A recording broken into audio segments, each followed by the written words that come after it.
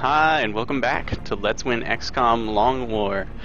We are back at the main menu. You know what that means. I am starting a new game.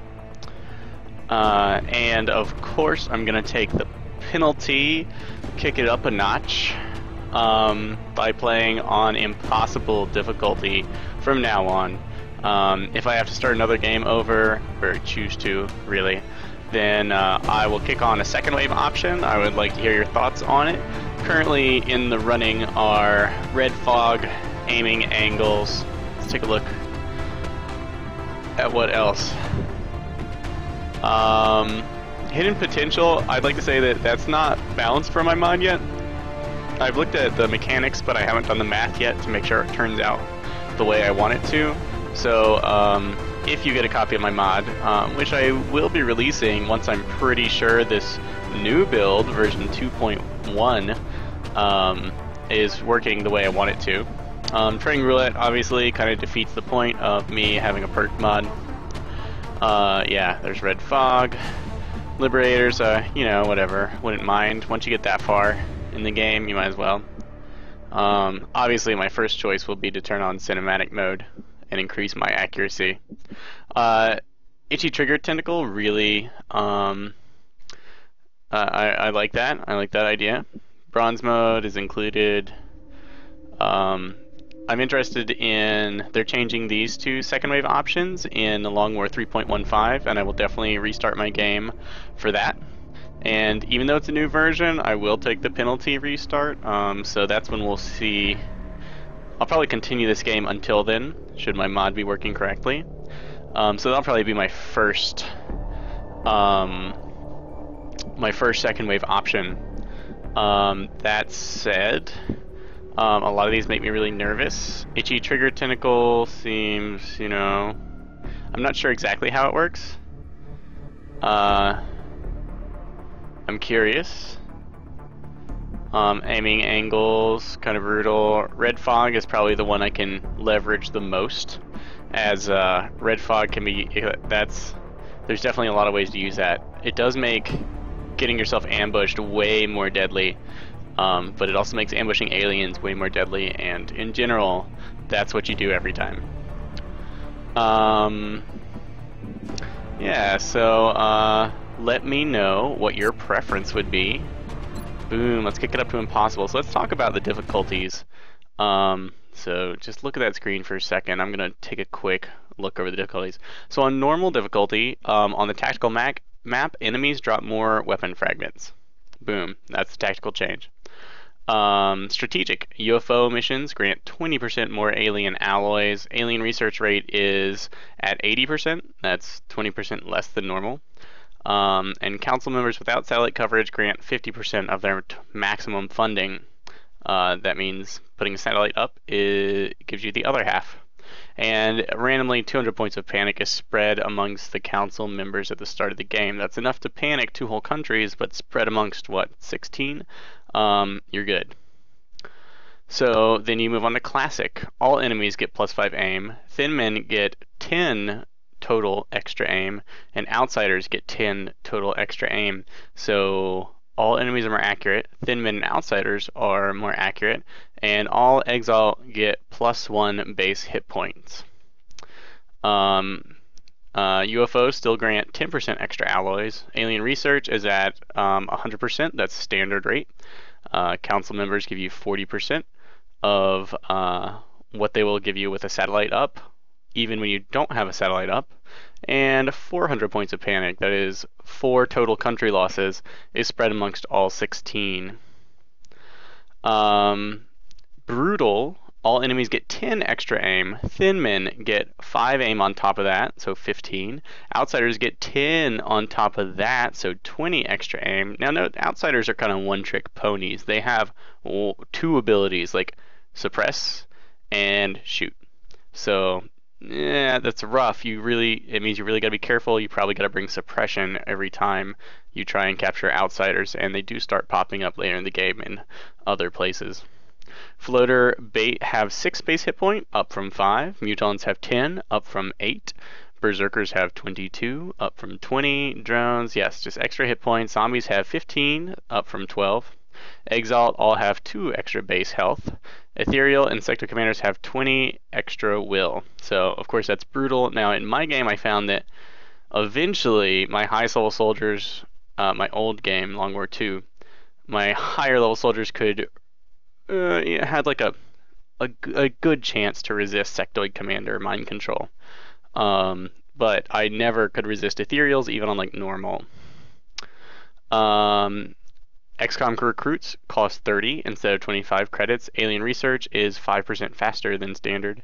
And council members give you less funding. 600 points of panic. That's 6 total country losses are spread amongst your starting ones. And finally, impossible, which is what we're on. All enemies.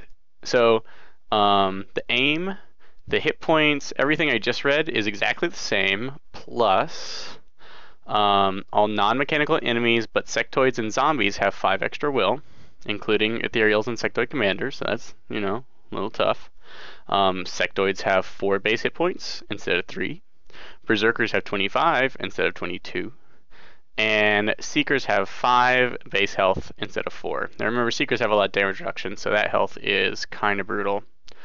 XCOM recruits still cost 30. Alien research is 20% faster, which is a lot. And council members grant you 25% of their maximum funding, so every satellite is a big advantage. And lastly, what's probably one of the worst is 800 points of panic is spread among the council members at the start of the game. That's half of what you need to lose, because 1600 is game over. So that's probably the big problem that will cause you to run around the most. I mean, of course, the extra health and aim suck, but... So, what do we learn? Thin men and outsiders are freakishly accurate on any difficulty but normal. And normal isn't like padding it. It's not like there are penalties. It's mostly just there's a lack of bonuses for the aliens. Now, those bonuses are pretty meager compared to the vanilla XCOM's form of increasing the difficulty. Remember, there are more aliens, however, so yeah. Basically, though, the strategic game gets harder, but the tactical game will be just as hard as it was for me, so I'm not looking at that much more difficult missions. It's choosing how and why to take those missions. Boom, we're skipping that.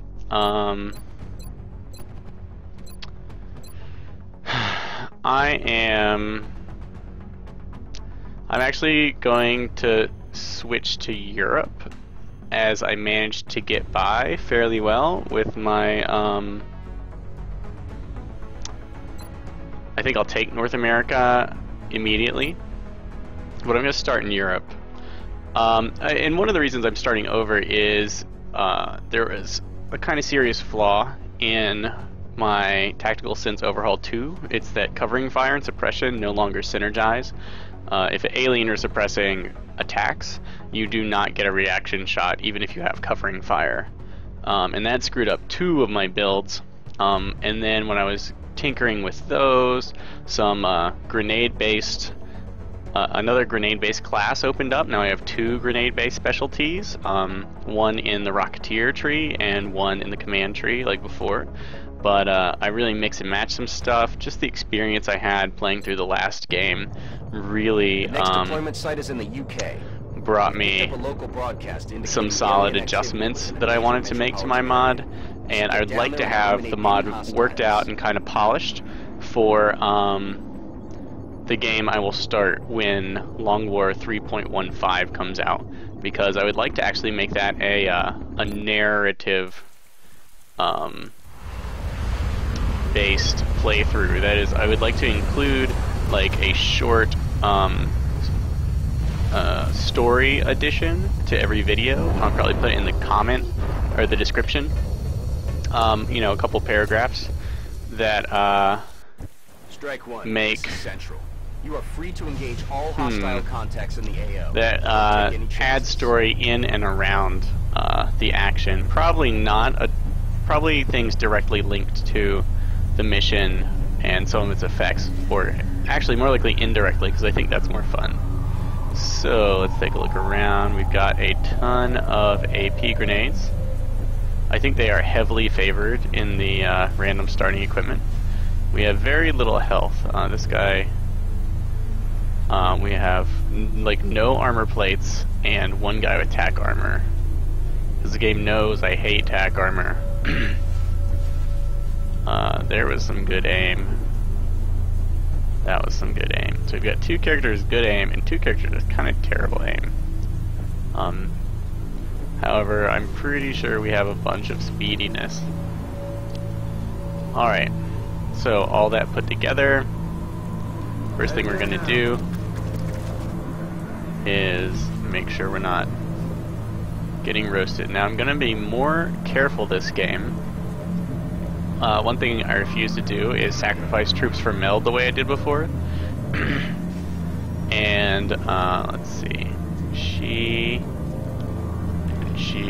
were the freakishly accurate ones. On the move. We're gonna play this smarter than I did before. I also came up with a couple more theories about how to best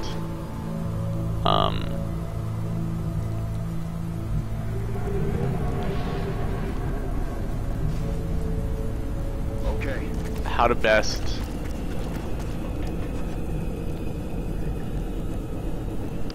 let me think about this. Manage the early game in XCOM, which is very key. There are a couple things I screwed up last time that I wish I had not.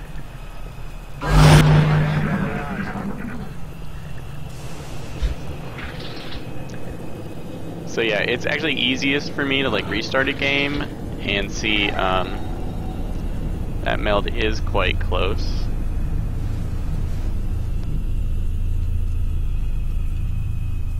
Solid copy. I feel like there's probably always a pod within sight range of a meld canister. It's just a guess of mine, but if I were a game designer, that's what I'd give you. Now, we do have height advantage there.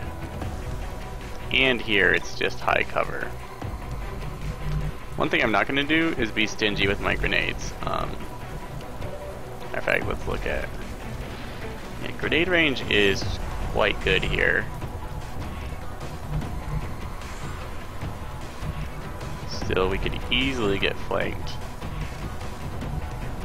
Alright, so note the red cover. That means that if you're on the other side, generally you can shoot at them, unless you're one space outside their range.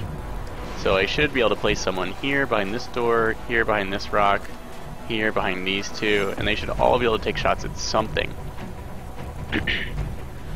Generally it's best to place them all, look at where they can take shots, look at who they can take shots from, and figure out how you're going to distribute your attacks.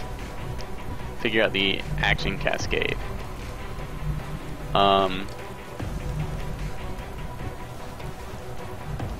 And just figure out who can get anywhere. Like, see, she is my furthest left troop.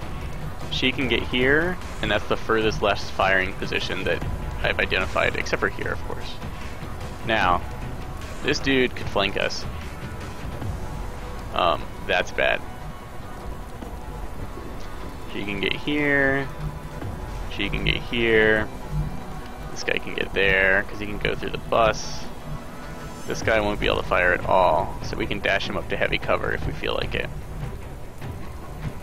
So first things first, since I know I'm going to move her here. She can shoot there. Good. Can she? No. This guy is a little bit closer. Can he, any, grenade action? No. She's one of the ones with good aim. We're gonna take this shot because it's all we got. No way that just happened. A lot of people will be able to see this guy, so we should be able to take at least him out.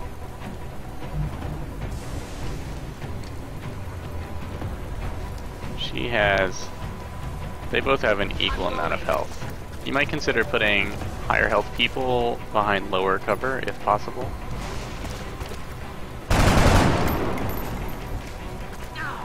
Make it count, guys. Copy that.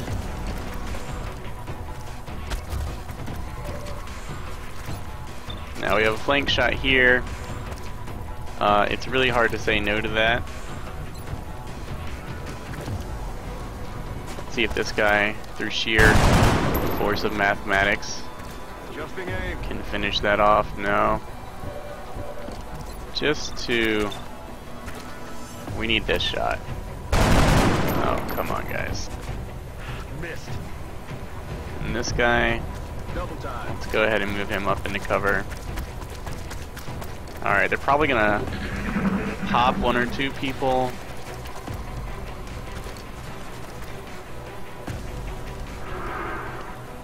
Okay, mind powers are actually... That's fine, I think. No, my rookies could chain panic. One of the changes I made in my mod, of course, your aim is front-loaded. Okay, Overwatch. That's good. They're taking it easy on us. They're being gentle. Alright, she panics. Do not chain panic. We need emergency evac. Now, damn it, now! Okay, okay. Okay. Sectoids know what we don't want them to know, and that's that panic really sucks.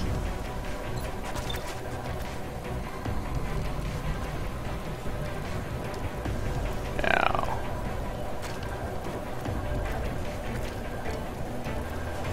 That's not cover, so. Now, what sectoids don't know is that I'm going to grenade the hell out of them if I can. So, since we're not going to be in cover, all you have is concealment. What don't I want to see? Anything down here. As much as possible, as little as possible, I'd like to see over here, and over here as well. So, the best thing you can do is approach right up behind one of these suckers because it's heavy and blocks line of sight. And that is the best way to restrict your line of sight. Now, you also could not move too far forward. Grenades should be fairly flexible over this particular obstacle. It should be pretty easy to land grenades over it, wherever you want. But that's a really tough call to make. No one can get behind cover. So, first things first, I'm on it, Commander. let's move up, That's what we're looking for. take this meld, Got the goods. and see if this guy can double duty, drop the bomb. Remember that there's trailing damage for grenades, so the guy on the outside of the circle is going to take a lot less damage. There is a perk coming out for Rocketeers and Grenadiers in 3.15 called Tandem Warheads, which will eliminate that. So you will do full grenade damage everywhere within the blast radius, which is going to be really potent. We've revealed this. I have a ton of grenades, and we're not going to be shy about using grenades. Sure, we want rifle kills because they'll drop goodies, but then again, we want to live. So I'm going to look at her throw range. I'm going to say I want to be right past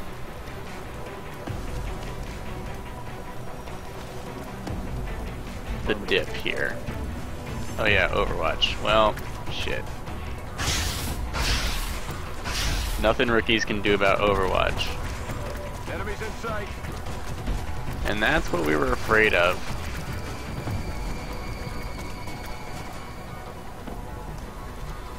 Now, I still have enough actions to pull back. What I don't have is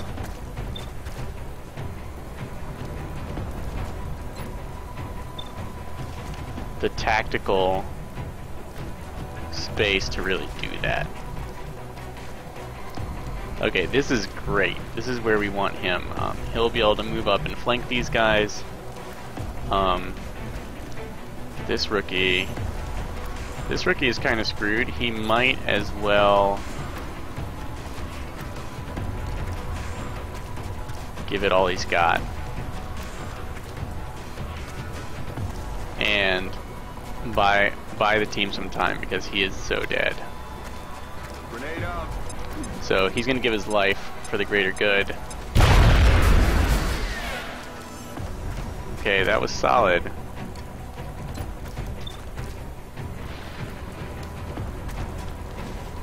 And what do we have left? 2 attacks. Do what we can. Kill confirmed. Not you, but you.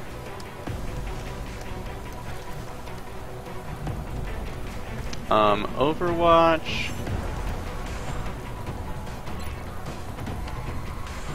We're just gonna go ahead and take this shot. Hostiles passive. Well played.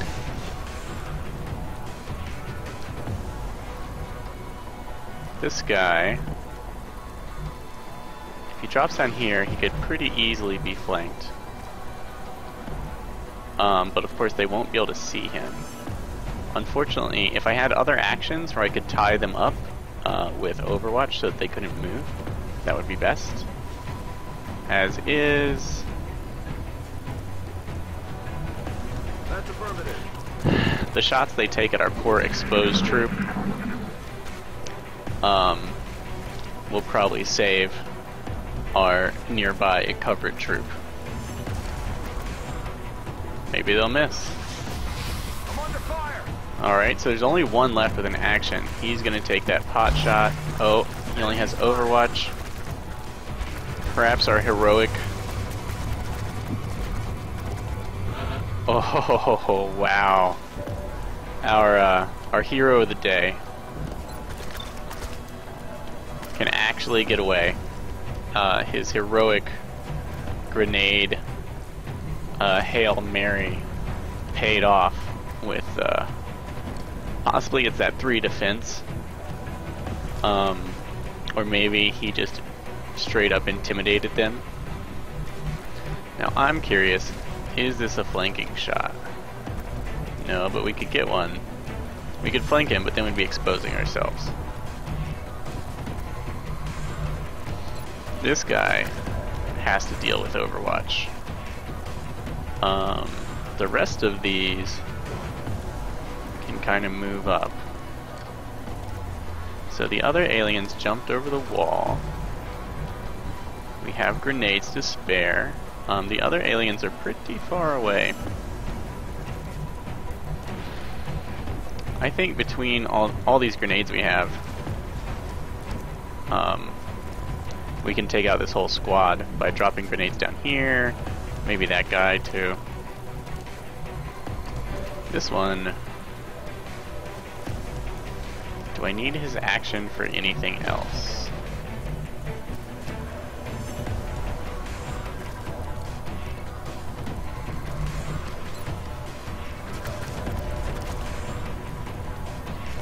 And where is that brain power coming from? See, if we can hit both of them with an AP grenade and that one dies, then it does extra damage to him, which is quite potent, of course. This guy may dash to the Overwatch. It's a good chance of getting him killed, but then again, we thought he was dead already. He's high off the adrenaline. And if he gets down here, he is very likely to live. So, and if he does die, then once again, he gave his life for the greater good, which unfortunately is the theme of impossible difficulty. So, pray. Time to pray for Osamu Kimura.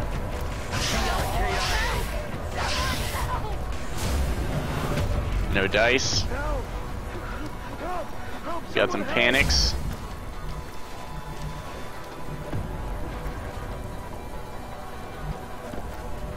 But he did what we needed him to do.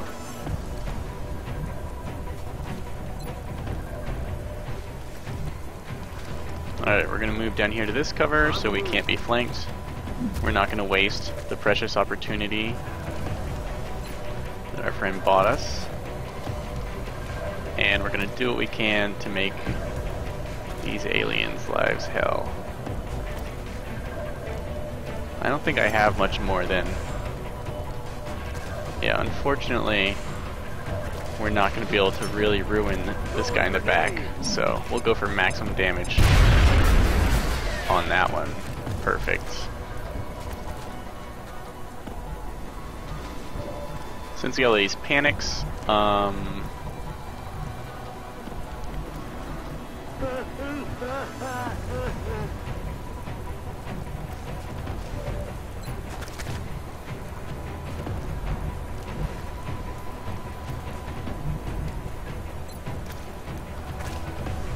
here's what we're gonna do. We're gonna move to this cover, and we're gonna hope...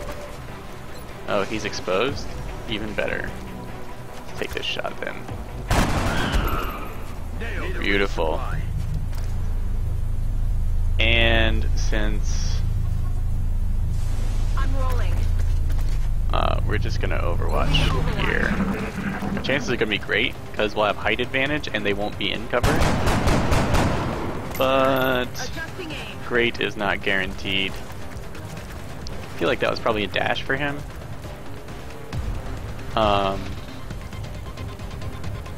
Okay, we see the merge. Yeah, and they're just too far away to make a play.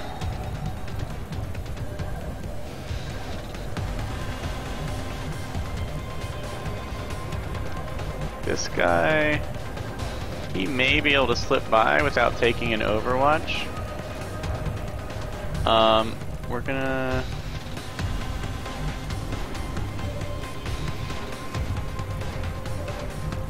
Okay, and the panicking is over. She has our best aim. We'll get her behind this cover. Do we want to try and pick this guy down? Advancing into Overwatch totally sucks. He can shoot at that one. Has a pretty good chance. She's only got the one target. Alright, this is obviously going to be her action. It's a shame. Missed the target. We will...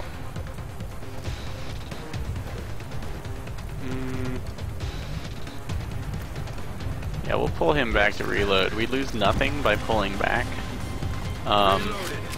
As he doesn't have an action efficiency that would give him, like, some extra action. Like tossing a smoke grenade and then shooting. So we might as well use our move to our advantage. Since this guy's easier to hit and he's menacing our friend, we'll do what we can. And same here. Good, good. Firepower over here. That said,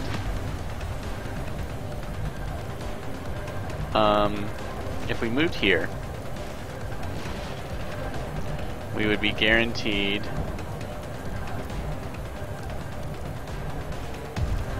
not to get shot. And we might be able to shoot that guy. I'm just gonna go ahead and trust. Yeah, I thought so, because this heavy starts right where this one ends. And yeah, now we could see him, and we probably flanked him right here. But since he's been wounded, this AT grenade will deal with him.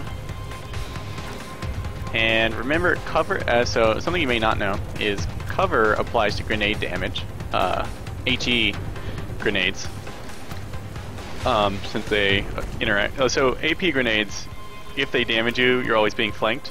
So the code is smart enough not to use the damage reduction of your cover. However, AT grenades are meant to destroy cover, and they always count the cover's damage reduction. So he could have damage reduced by 1 to 0 if we're unlucky. What we want to do is put it close to him and affect as much cover as we can. I don't think I really want this truck exploding because I might be using it for cover next turn. So let's go with here. In Impossible, it's better to just win missions, get XP. So there you have the damage. I should look at the, now they're getting nervous, they're doing weird things. That's not the best plan in the world. Although, our troops up at the top of the road are so... This guy... Okay, there's no Overwatch pinning us down. They may be getting themselves flanked, they may not realize what they're in for. But this should give us a chance to bust down and murderize a little bit.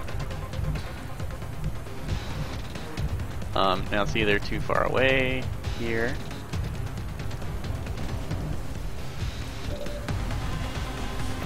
So how many aliens have we killed? 1, 2, 3, 4, 5.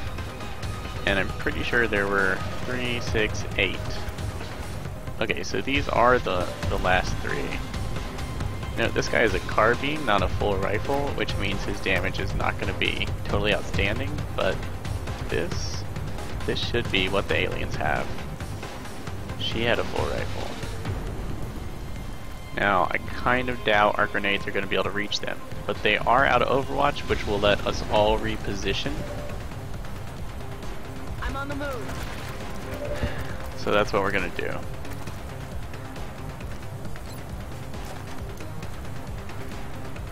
Alright. That is notably good. Moving. You want to get as close as you can.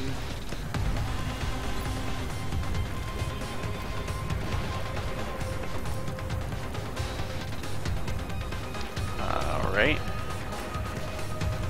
We also have... no, not good shots. She had pistol shots. Pistols at this range should be quite inaccurate. Yeah, it's not worth it.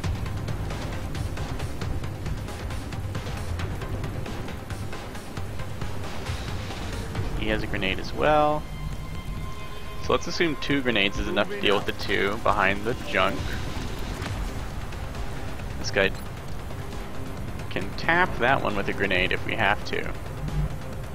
And of course this guy can go around the corner and get a flank crit. Likely a crit. Or up here is actually safer, further away from it.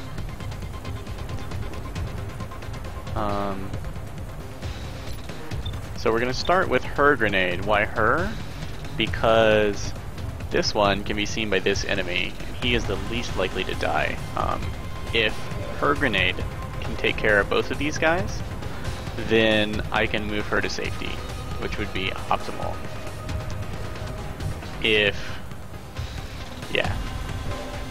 So, I'm pretty sure I can get rid of these 2 guys as I have this grenade as well. See, having line of sight really helps. This grenade's actually better. I could maybe get away with just this one, but like I said, not as safe. So we'll start off with this. Frag out. Lame. But, like I said, she's definitely got this. Right, guys? Frag out. Alright, we get a little bit of damage on this guy. Oh yeah, his health drops. Okay. So now the carbine will be plenty enough to deal with him. And this... oh, that's not cover. So, we're, there is nowhere particularly safe to be. We're just gonna have to hope that no enemies are lurking here. Up ahead of us. We'll take the guaranteed. Dead and gone. Finish him off. And, see, she's out of grenades. She's got a heavy left. So my choices are reload where I am or move. And of course this character can dash. You don't want to make a dumb dash. Dumb dash looks like exposing a lot of this area, when obviously the mission would be over if the aliens were gone. Ready to engage. I'm gonna reload, as that's reloading is broken, totally overpowered. So we're gonna make a very safe move, basically retracing the steps of someone who has already not triggered a pod. But we do want to get those grenades to the front. Okay. Good, good. Incoming fire. Note how only this cover saves these guys from getting totally wasted.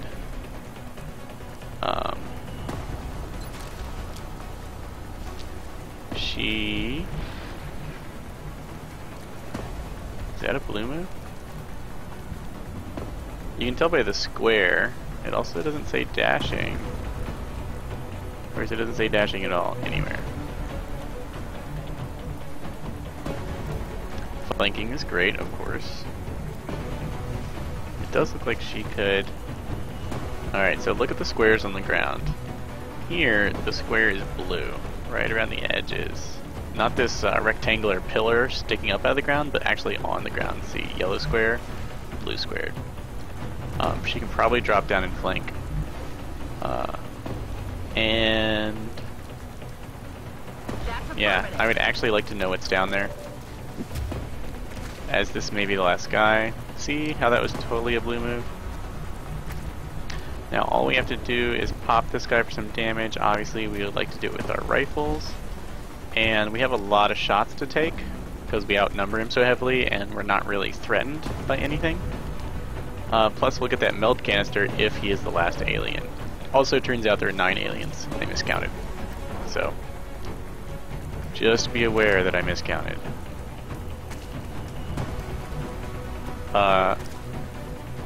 It's good to know environmental fire from actual dynamically generated fire, because the grenade caused, the weaponry caused fire that you and aliens create as you shoot will wreck your cover and leave you defenseless if you're not a little careful about it, or get you in a blown up car, which can be really bad.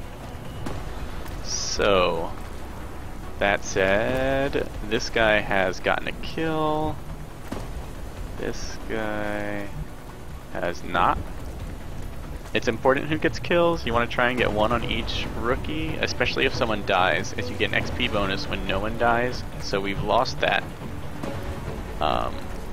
One of these guys has got a kill. She hit somebody. I don't think that counts. Now it looks like we won't be able to shoot him from here because he can't hit us here. That seems to be a pretty common thread. Yeah, his vision sucks, which means our vision sucks. Our chances of hitting him while in cover really suck. Now, she's dropped down and revealed a lot of nothing. If there is another alien out here, she has a really good chance of dying. What we are going to do is save an AP grenade on somebody and try and take this guy out without one. And we'll do that. Who can this guy actually see? He's got high cover all around him.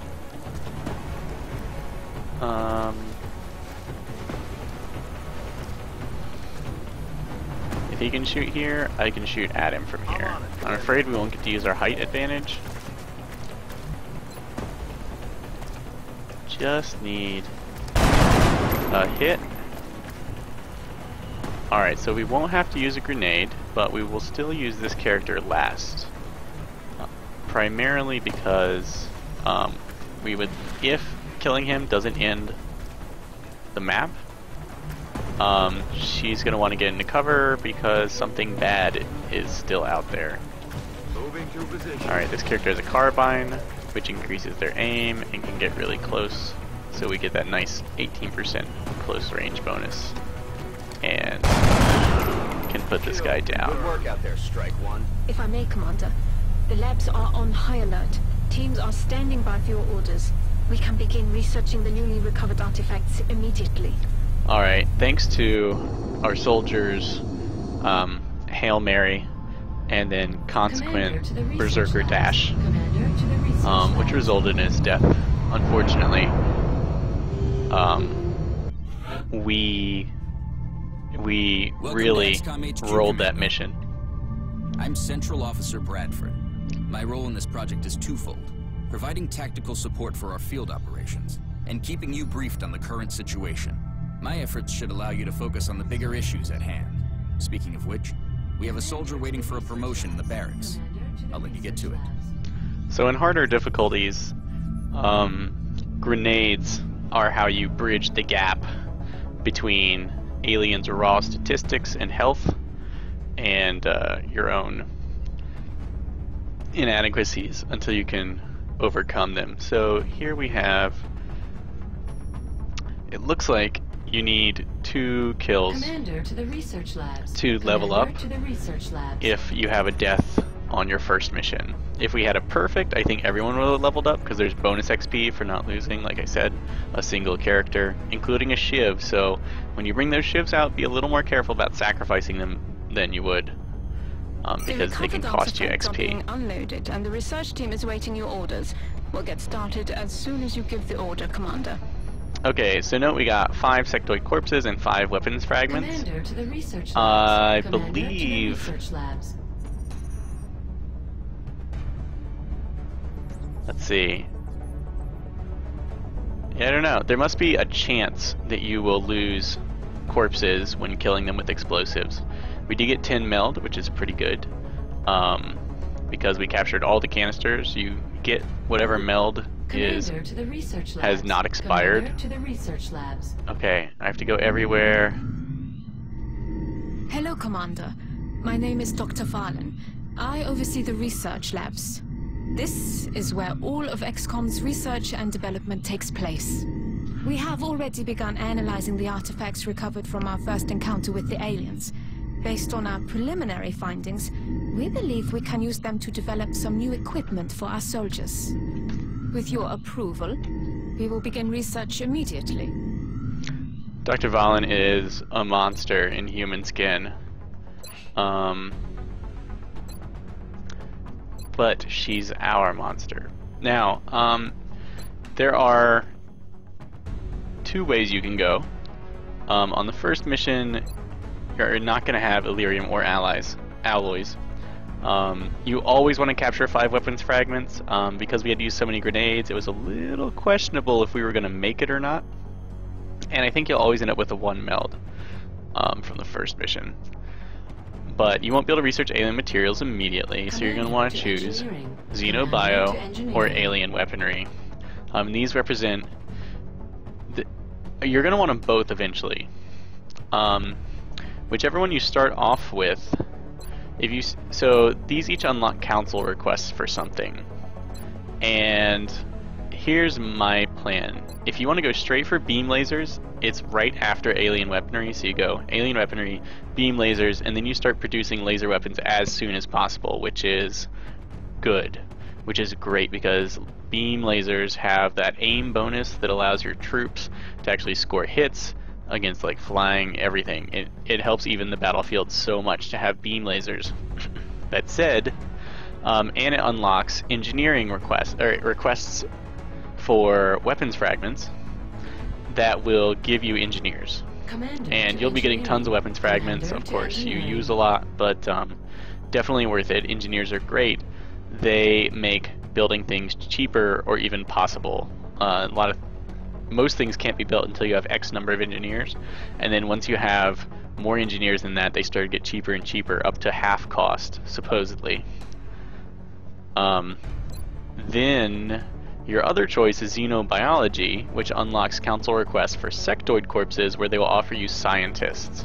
Now, of course, scientists increase research speed. If you have 10 scientists, they generate 10 research points a day, and then the amount of research points you need Commander is to reduced by the engineering. number of labs you have. Commander Like to it says, engineering. each lab gives you a bonus to research. What it really does is decrease the number of points you need. So getting those scientists early counts for a lot. Every day you have a scientist is worth. Every day counts, whereas engineers only count when you build stuff. So what I'm going to do is I'm going to take Xenobio for those couple Commander extra to scientists engineering. that I can trade Commander sectoid to corpses for, engineering. and then I'm going to go straight for beam lasers. So beam lasers will be my third research. I'll go Xenobio, alien weaponry, beam lasers. It might be just going straight to beam lasers is the easiest and probably best choice if you're new to the game. I think my tactical skills are up to buying me the time Seems the complexities of our latest to go for research projects Xenobio. are overwhelming the current staff. But that puts my beam Commander. lasers back by 2 I was weeks wondering when you'd be stopping by. or so, Welcome to engineering. Anything they can dream up in the research labs, which we can build it here. I'm counting on my skill Speaking of helping me which, get through that. Dr. Valen has just sent us some new schematics. With your approval, we will begin fabrication. So, engineering, we can build thing, sawed-off shotguns. Commander to mission control. Commander to mission control. I want to be able to equip on everyone. There's no reason not to build 8 because they're free. And you have an infinite number of shotguns, which is the cost, so yeah. Shivs. Shivs are not free, but they're quite cheap. They can also be rebuilt. It takes a whole month, pretty much, to rebuild one if it's destroyed. And of course, if you lose it on the mission, you lose some Commander XP to for mission everybody. control. Commander to mission Satellites are control. expensive. Autoloaders are, you know, an extra shot for your Shiv. And of course, you can equip these on mechs later. Shivs only have 3 shots, so. And in engineering, look what we got here. We got steam. Steam. This is a really poorly placed steam for us, as you want to either build 6 satellite facilities this way or 6 this way. Commander to mission And the control. steam is just Commander in the to way of mission both of control. those particular builds. So that said, this one's close to the access lift, but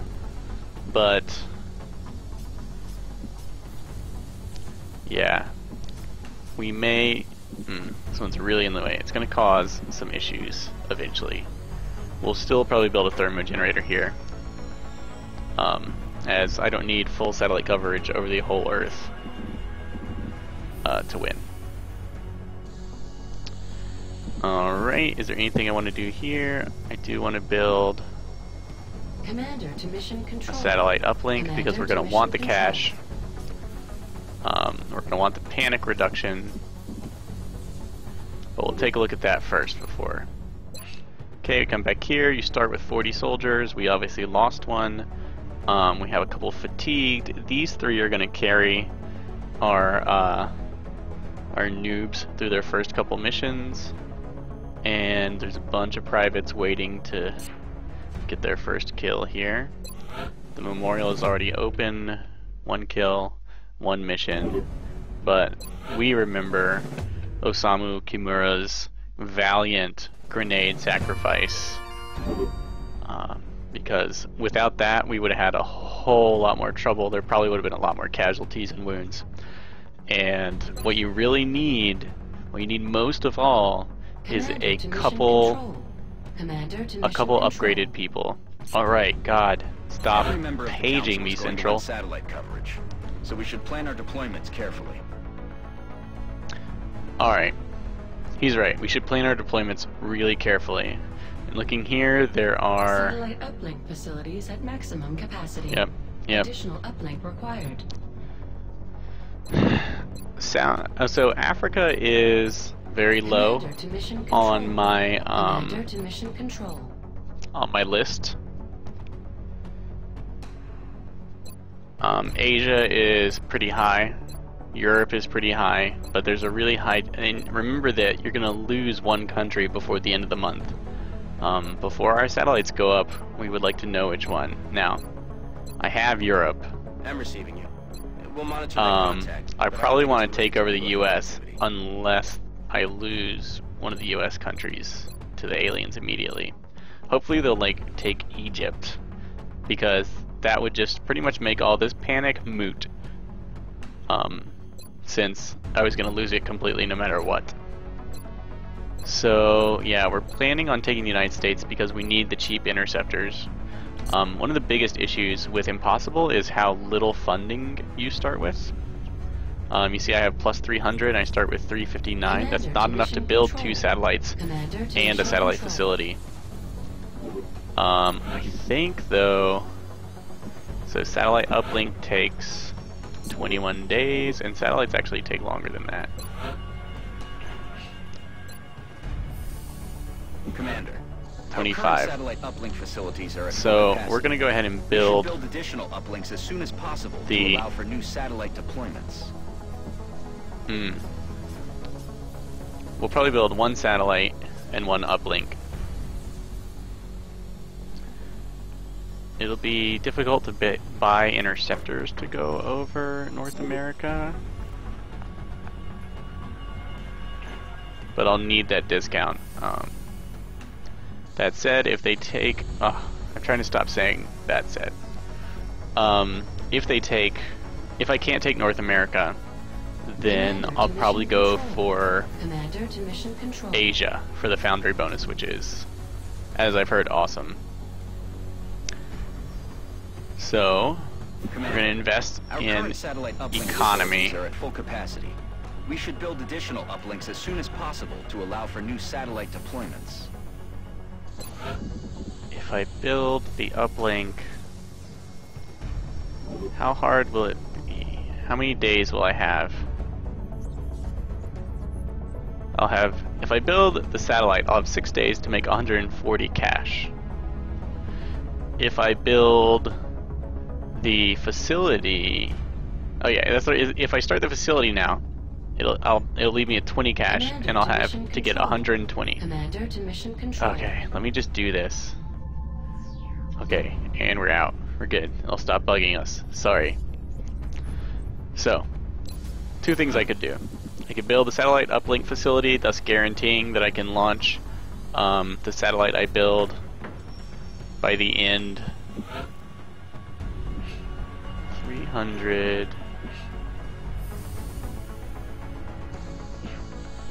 So you can build these fast at the cost of 10 meld and 100 extra. And it only takes 11 days. So what I'm actually going to do, well, let me look at the satellite. Because building fast, now that it costs meld, isn't Commander, the worst thing in the our world. current satellite uplink facilities are So at for full 70 capacity. and 5 We meld, I should can build build additional this. uplinks as soon as possible to allow for So new what I should satellite actually do is, deployments. building this quickly is almost as fast. Yeah, so if we have to, we'll build a satellite quickly. Hopefully we won't have to. And we will build this slowly, as it would cost us a ton more to build this quickly. Sorry, and by this I mean, yeah. Building a satellite uplink quickly is way less efficient than having to press a, build a satellite quickly. Which kind of makes sense. Alright, that said, we'll look at our aircraft. I'm going to switch all of them except one to Stingray. Actually, I'm going to switch 2 at a time, and once they're armed, I'm going to switch the next 2. Because, well, I'll leave 1. I want at least 2 interceptors to be able to go after an aircraft. If one shows up in the next 12 hours, I want it. Alright. I was waiting. So I think the way it works, against a scout, you want 1 avalanche missile hit and then bring it down with stingrays. And that should be optimal for getting you a mission as opposed to just blowing it up. If you finish it off with avalanches, it's very likely to die.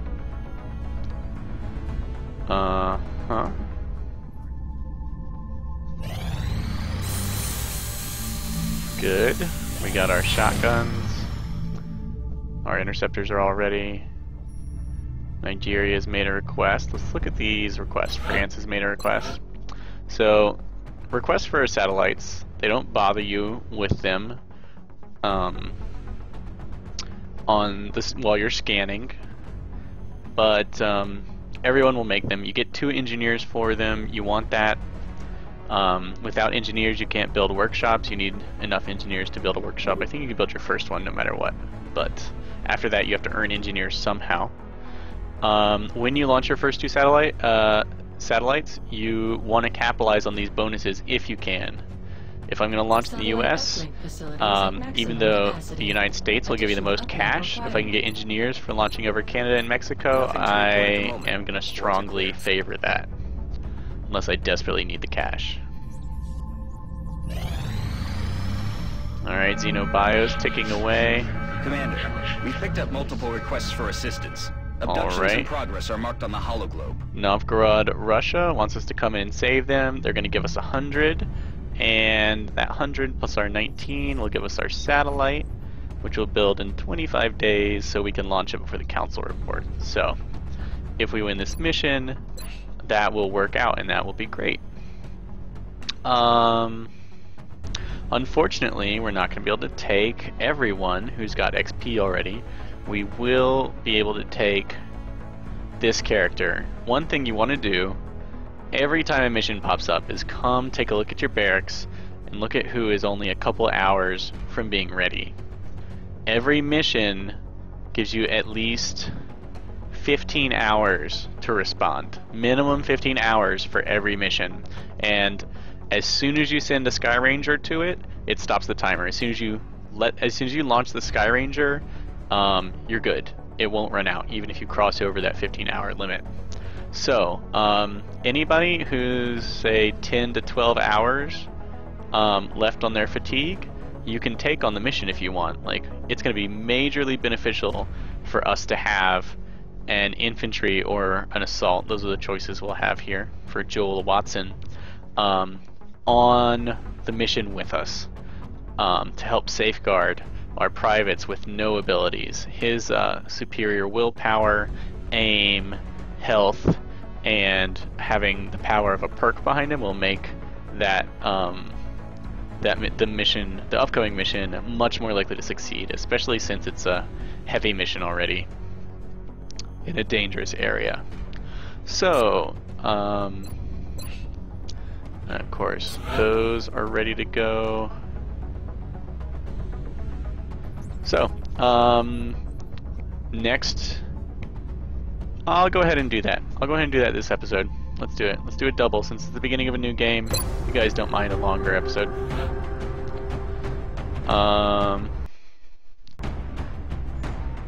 We gonna go here. We're gonna scan until it tells us Joel Watson is back. You want to be careful. You want to note what time they should be off, just in case the timer doesn't work. Like, pay attention. The game might not hold your hand all the way, but almost all the time it stops. Whenever a soldier comes off of fatigue and there's an active mission, it knows that it should pause for you. Let's go ahead and upgrade this unit. So here we have an infantry. You've seen these choices if you've watched any of my other videos. Lock and load and extra conditioning. Extra conditioning, of course, comes with an extra movement, 4 extra aim, and 4 extra will, because you gotta be tough to hack it when you're moving in. When you're fighting close up and personal, you need those stats. Plus, I mean, extra conditioning doesn't add that much to your combat power. It's defensive, and it's only a little bit of defense. And of course, compared to the kind of damage enemies dish out, like, it's going to be good. It's going to be great for you in the long run, but it's not a killer perk on its own. It doesn't add to your attack potential. So I made sure to give it some noticeable stat buffs. And of course, since aim is front loaded in my stat progression, you get your highest aim for the first 2 levels and high aim for the first 4 levels, and then it drops off severely till at the end I think almost everyone gets like 1 point of aim for reaching your highest rank because you already got it all and you've been using it the whole game. Just training doesn't work that way. You don't get that much better at shooting all the time. And willpower, however, you get most of your willpower in the middle ranks. Your 4th and 5th perks give you most of the willpower, and you can still get a good bit as you rank up. So, I thought my infantry were a little lackluster. Lock and load also is not a killer perk. But my infantry in particular felt kind of weak. They didn't get the movement. The movement can let you get killing power out of flanking an enemy.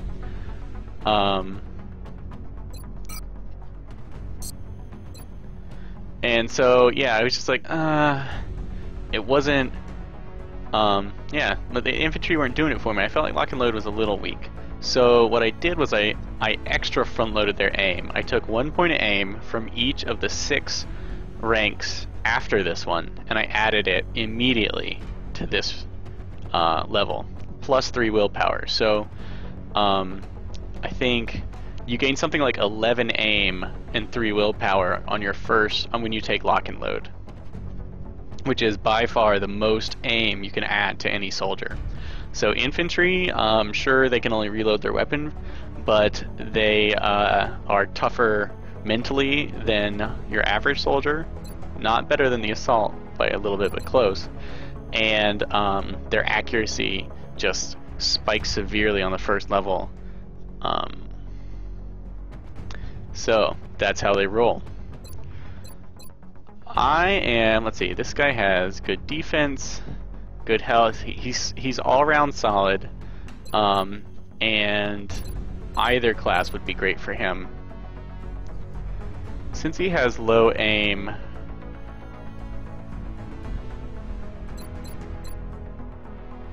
I have a corpsman build for infantry that is kind of like a combat medic.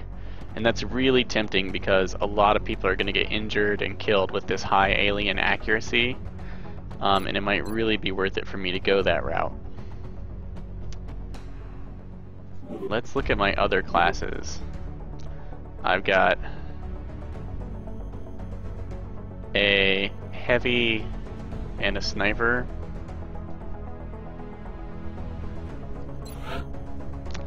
Choices. Of course, extra conditioning gives you that 2 extra armor, and it gets stronger as you get stronger armor.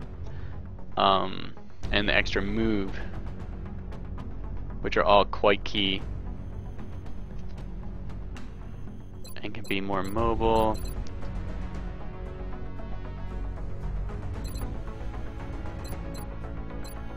They both get access to shotguns.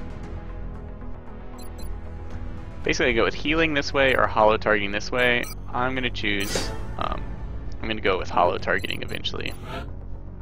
I think I will make custom colors that I'll release with my mod at some point, but I didn't take the time to do that yet. Tac armor, shotguns are really powerful. You know, his aim jumped to 68. He got a health, he got a movement, his will jumped by 8 points, so he got 7 aim and 8 willpower from those levels. If he were an infantry, he would have like 71 or 2 aim and 39 willpower, and he wouldn't have got the extra move. He would have got another health. The fact that he has high defense is good, as we don't build tanks immediately. The things he will carry, yeah, are going to be explosive grenades and a shotgun, because shotguns are really good at the beginning of the game.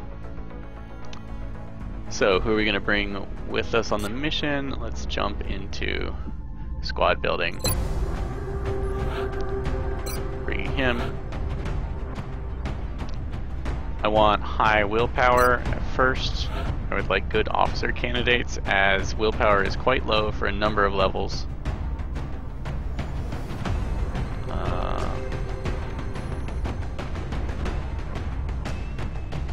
Here is Solid aim, solid move, kind of low willpower. I'm not taking anyone with abysmal willpower yet. You really have to coax those people through. Here is high willpower, good aim, solid everything except for defense.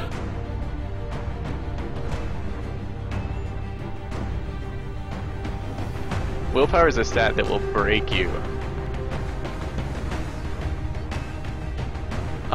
in a mission currently. So try and keep it reasonable. That guy has a lot of willpower. Rookies have nothing else but their one attack, and if you panic, it's gone. And we'll risk a little bit and take this high aim person. I might go with all carbines.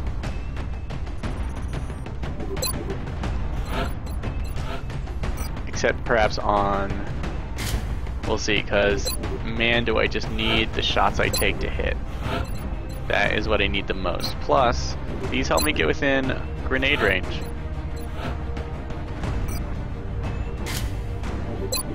We can upgrade to rifles when people can aim, and that is not yet.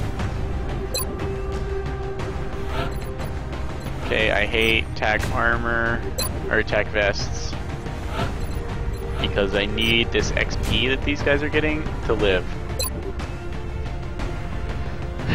Okay.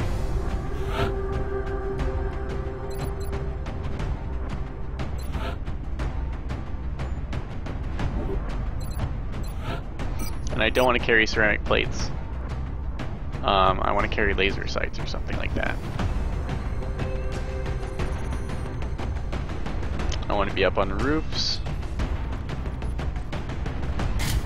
I want smoke grenades on some people, preferably the ones with the lowest aim, actually. She's our best aim. So we're going to give her a laser sight so that she can reliably wear someone down. And this guy as well. So we'll have two people we hope can hit regularly. They will not be the ones with smoke grenades. We're definitely bringing 2 smoke grenades because nothing can turn a fight quite like having far superior defense for a number of rounds, while other people with good aim wear them down. We don't want to waste one of our well-aimed shots on smoke. And a health kit in case things go horrifically wrong, which yeah, it happens all the time.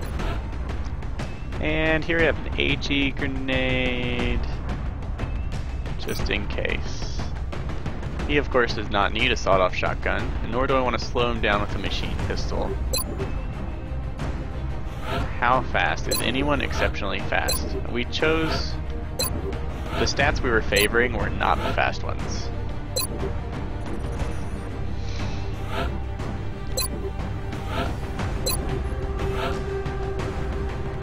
Wow, that guy has... We're actually going to ditch her in favor of someone who is fast. Fast and accurate.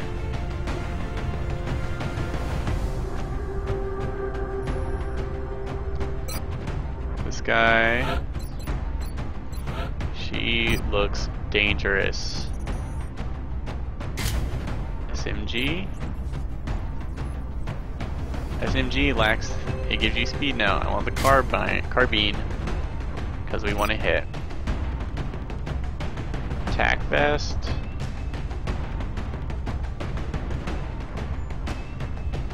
You know I hate it. You know I hate it. We really want to give this person a flashbang, an AP grenade. Can't carry sawed-off shotgun because you're a rookie. Attack armor. 2 extra movement for 1 of our health.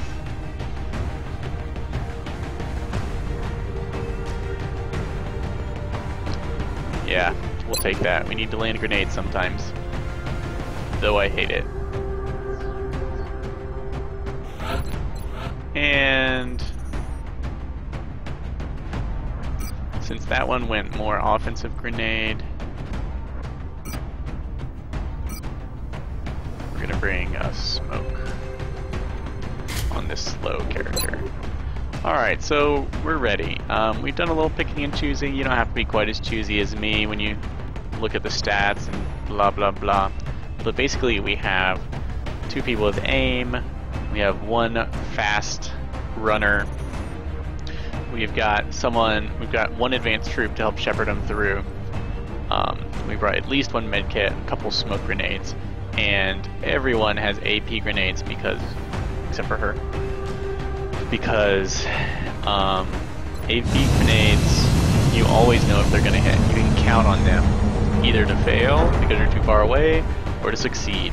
You may not know how much damage, that's why you bring a lot. And that is how you win missions. To Russia for this one. Alien activity continues to surge within several major cities. Our response is crucial to minimizing the spread of panic. Alright. Central, this is Big Sky. Strike team is touching down now. Standing by for your orders. Roger, Big Sky. Reading you 5 by 5. Strike 1 has the green light for deployment. So we started off in a corner. I haven't been on this mission. Oh, cool. There's a crane that you could grapple to later in the game once you've got those goodies. I really like the fact that I could shoot from this high ground, even flank from this high ground. So what I need to do first is find out if there are enemies on the same level as me, or if I'll be blowing them away from up here. And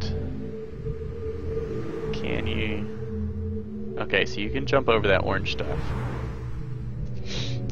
So, the plan then, here's our fast mover, is to send a scout in one direction. If there are no enemies, send a scout in another direction, and then we're going to collapse onto this corner from 2 sides. And we'll see what that gets us, assuming we don't encounter it up here and feel like duking it out. Now when you scout, you don't want to scout in here, because you may trigger an enemy here and enemies down here.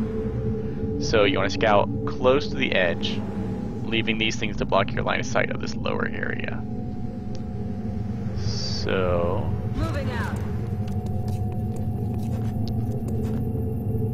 That one there. Buildings, this is pretty good. You want a lot of heavy cover for rookies, because the only advantages they can really get are from their terrain, their position. Heading to that location. Got a visual. Alright, here are drones. We hate drones. Shotguns are good against drones though. Drones damage reduction makes them highly effective, especially against the weapon choices we made. The carbines do reduce damage compared to other weapons, which is bad for us. People seem to peek out around heavy cover better in this version of the game. That means I'm a little questionable whether I can actually hide these characters very well. I do have a lot of heavy cover to be behind. I'm gonna want to hit them with an AP grenade. However, this shotgun blast is gonna be exceptional. This has a really good chance of killing it outright. Excellent. You see it has 2 damage reduction already, and the carbines do 3 damage. So there goes most of your damage reduction. It's actually, they probably have 1.5 damage reduction, so there's probably a good chance that they will not deal. Now see, moving up here would be tempting, right? We could shoot at them. We might reveal more aliens down here. So instead, we are looking at where our furthest back characters can go. And looking at landing an AP grenade out there. Since they're flying a little high above the ground, we're probably not going to be able to land an AP.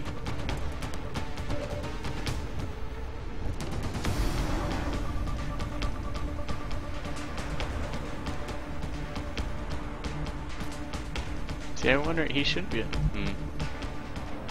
aye, Commander. As expected.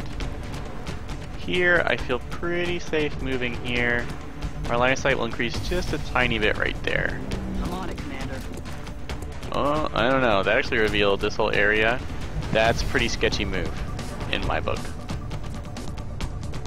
Now, she can't see any aliens. That's fine with me. This one can. I actually don't like that.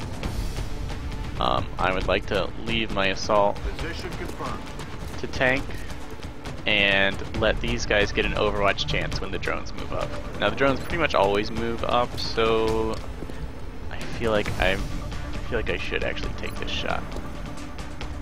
No, I want to play it as safe as possible. Roger that. Scanning. I feel Commander. Drones love to move. They love to eat your overwatch fire. So by flying up, he exposed himself more. And then, yeah, found out he was too far away to hit my dude. This one is also gonna dash. Pleasantly triggers my overwatch, unpleasantly I miss. But he did come within my shotgun instant death radius, which is a poor choice him, as I can step out just beneath him for the kill. When we heard glass break, normally you can take a look at the environment, you get an idea what direction it came from, and you can say, the windows are gone there. I'm pretty sure it was these windows, because you see the windows will have the frames will exist for windows that have not been broken out. Just a little pro tip there. Now, of course, we want to see if our furthest away units can get a shot in. So what we're going to do is we'll count on shifting this person up to her position. We'll shift her up, him up, her up, because we want to finish this fight right now. I can shotgun one of these guys, almost certainly to death. The safest one is this one close to the edge with concealment all around it, because I can move very close and not reveal much of the map. And then my rookies can just unload on this guy. Also, this guy here is most visible to the positions my rookies can take, so that's what we're going to do if feasible. So I have two choices. I can either move directly under it and be exposed but count on the kill, in which case I want all my rookies to shoot first just to make sure that thing does actually die. But then when I move him I may expose troops over here, which would be bad. Of course I could move him to this cover or this cover to be safe, and then his chance to kill is far lower. Since I trust my rookies to kill this thing, I'm probably just going to move right here. If I reveal troops, then I can move here. I lose my shotgun shot, but maybe I have a chance to not lose this unit, or I can pull him back.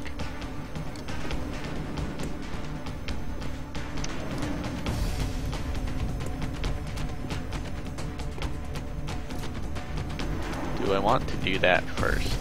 I feel relatively confident there won't be a triggering of an alien here. Of course, the further I move him over here, it would offer me a lot of concealment right there. This is probably the best space to take. That should guarantee me 100 accuracy without exposing too much of the map, like right about here. So since I feel safe I won't trigger anyone, I'll go ahead and take my shots on this side, just to make sure. So I will be exposing units if I want to get all my shots off. So we'll save our smoke grenade for last. We'll save her action for last in case we need to drop the smoke, because this thing was the luckiest drone alive.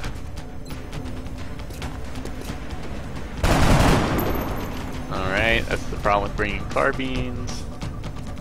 Heading to that location.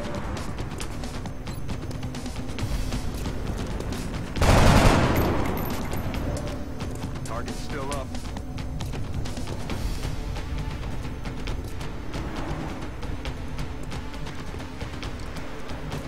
Headed there now. I don't want to move her out of heavy cover. She's only got the 1 armor. Affirmative. Covering now.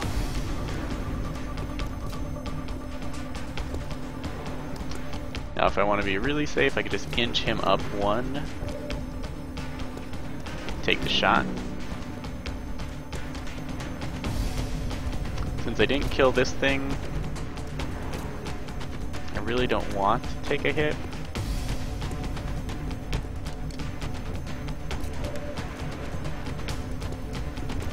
And our smoke can cover...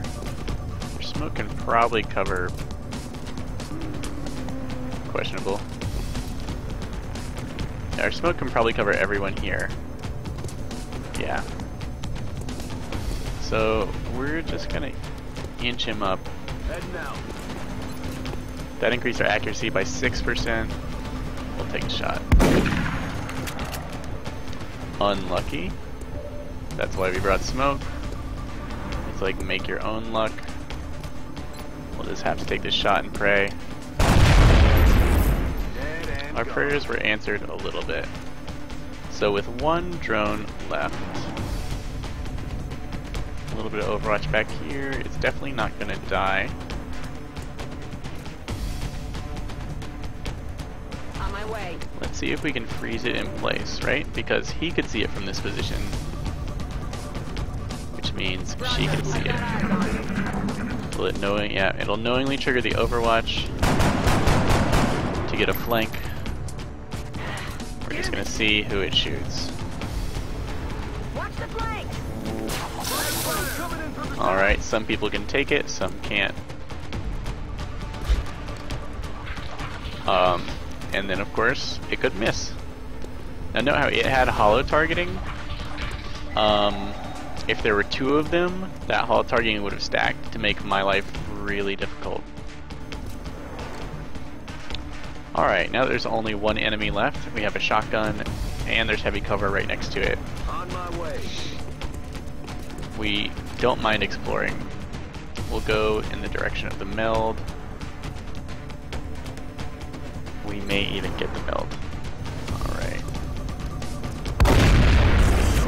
Most of the XP the rookies are getting is not going to be from kills. It's going to be from... although, I would like to note that Huliev got a kill, because it would be good to track that. So anyone,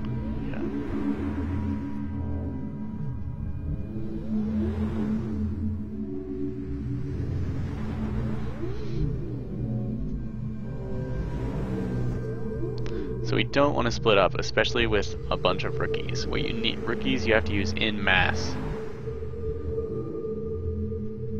So we could sprint to this edge. All it's going to do is reveal us to whatever's out here. Not that we might not see it anyway, which will be unfortunate. But we can move up here and provide Overwatch fire, which is the best, because everyone else, every other character is going to have to dash. Heading to that location. Although I will go ahead. She's only got 1 shot left. I'm gonna reload. I think she's one of my accurate ones. Yeah. 79 offense. Who's the other one? Him. Good to remember who your accurate ones are. We've had good vision down here. Him dashing to... There's no reason for him to dash unless I really need to get him forward.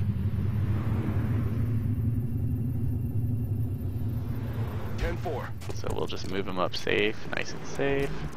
Obviously she can get around. This will not trigger anything. And yeah, this girl can book it something serious. We'll go ahead and dash. this position, Location confirmed. which is a little risky.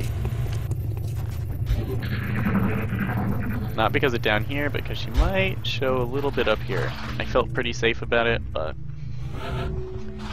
it happens.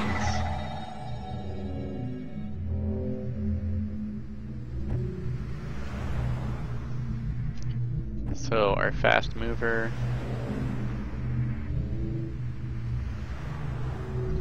Can any other character move up to that position? Blue move? Nope. We'll move her up to a position with cover because she might set off some enemies. And then I'll be able to blue move to this next turn if I am where? I just need to be a couple spaces closer. This is the safest place. Here, I might not actually be able to reach it. I think I could.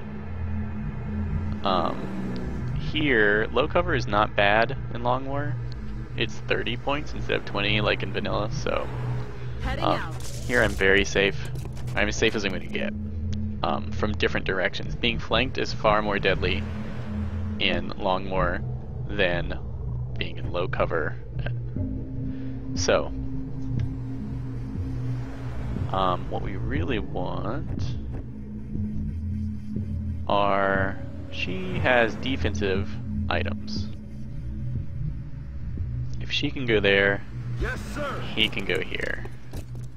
Since the meld's so close, I don't want to spend time reloading, especially my lower accuracy troops.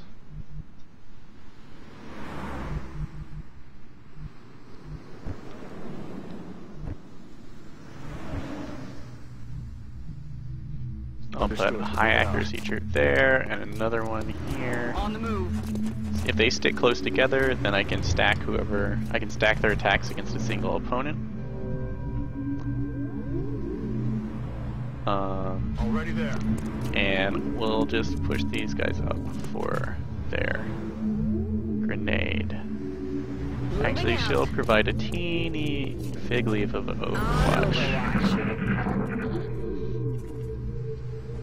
Okay, there are aliens.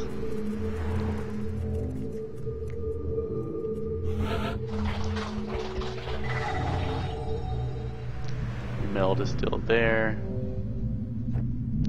Alright, he's close enough to get to it. And tough enough to take a hit if it turns out to be a really awful position. It's not, we'll take it. She is not tough enough to take a hit. So, plus her offensive grenades could be useful if he triggered something. Probably a good turn to reload him if we simply set up solid positions. Remember, we saw the enemy was close, and we can pretty much give up on any other meld in the level because it would probably be risky. Oh, there's one. Yeah, it could be seriously risky to go after it. Since there is meld up here though, and that's close enough to us to be tempting, let's put one of our high aim soldiers covering this area. He can also get up on this roof if need be. I feel, Commander.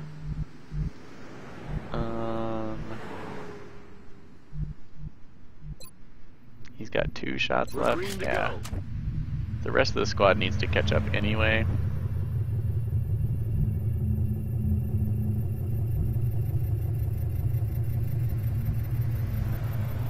If the aliens are right here, maybe we want... Heading to that location. Someone's grenades to come flying out this window next turn. That said, I did it again.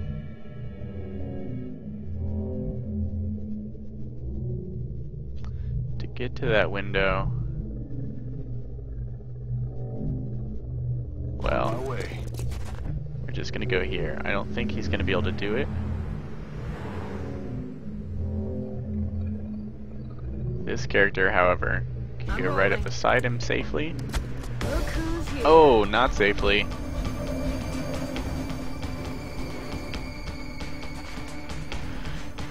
Rough. Fortunately, we're pretty well positioned,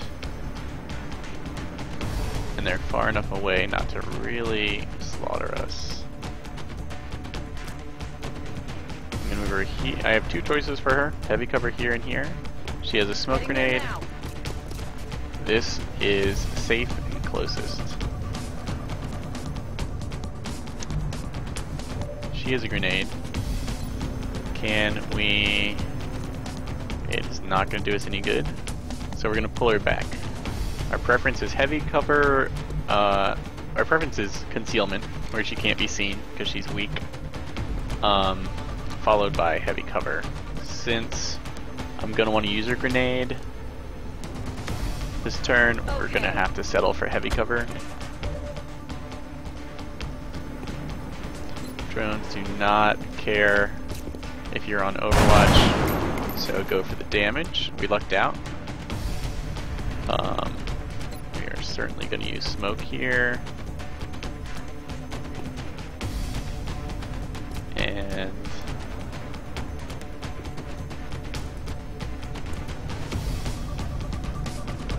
who can see the aliens? Can he? Yeah.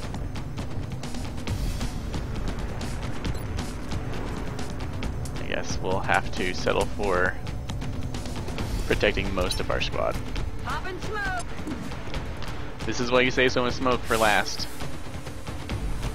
Did the smoke not come out of the building? Oh, what? I had no idea that smoke was so based on line of sight. So of course they're all gonna shoot at our one character. Oh, well that's extra bad because the drones will take a while to deal with because of their damage reduction.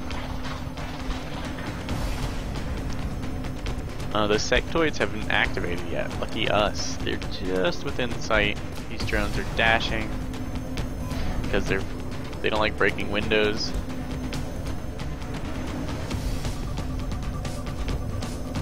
Okay, we really lucked out here. Target acquired. Oh, kind of lucked out.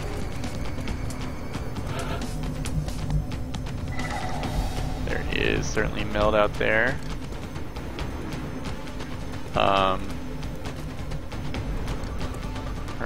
She might do us the favor of distracting the sectoids and having the potential to unlock the meld next turn. They might panic her, they might shoot her. Could she make it if she just moved here? 1, 2, 3, 4, 5, 6, 7, 8, 9, 10, 11, 12. Okay, I think she might be able to make it without exposing herself.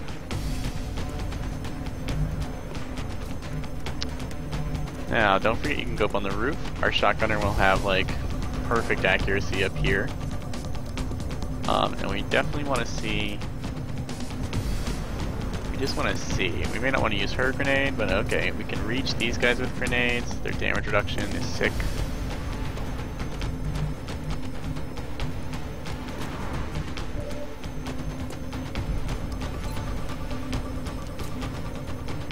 Yeah, okay. Unimpressed.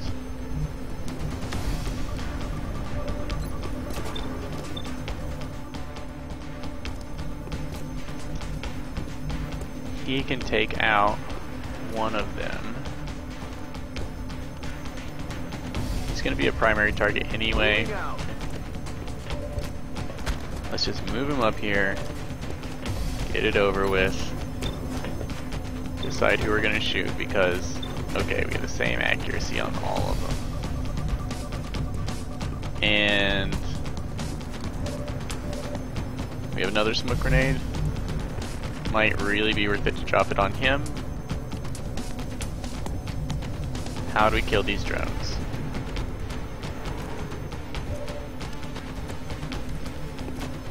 If I use a smoke grenade up here, I lose his action. That leaves me with 1, 2 grenades, an attack, and maybe her grenade, or maybe we can get greedy if things go well.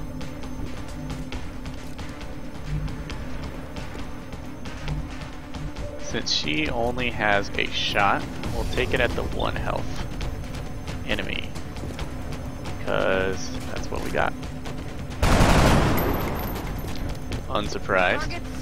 So, since she didn't take it out, it means we really want to try to drop a grenade on the 1 health guy.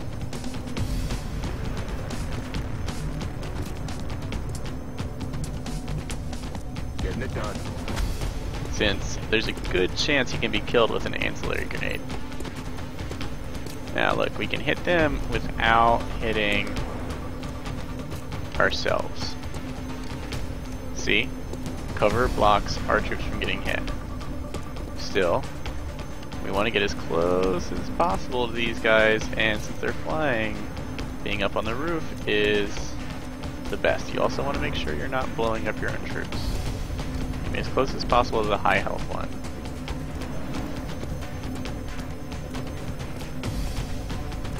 So, suck it.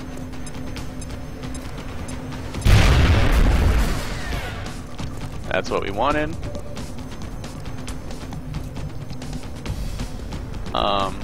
That dictates our shotgunning of this. And, shameful. She's one of our high accuracy gals. See, this one's easy to hit. This one's actually easier to hit because it's not flying. But then again, we have a grenade. And that grenade might take out 2. So, it is a tough call. With this many enemies on the board, I'm really torn about the greediness.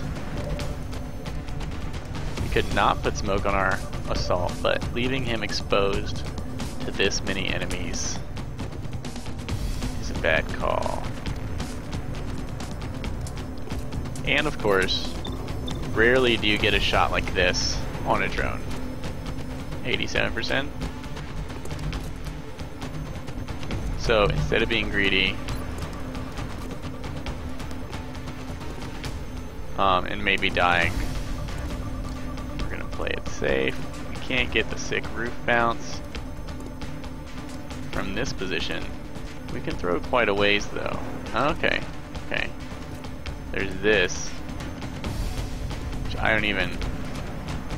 That may actually hit our guy on the inside.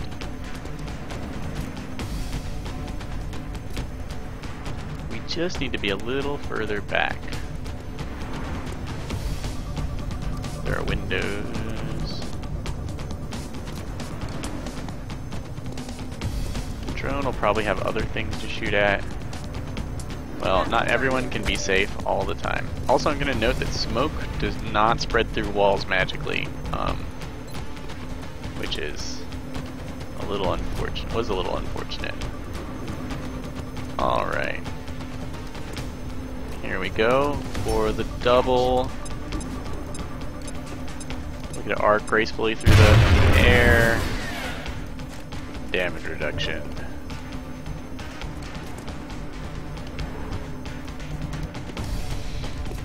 Now we could forego his cover. I keep talking about it.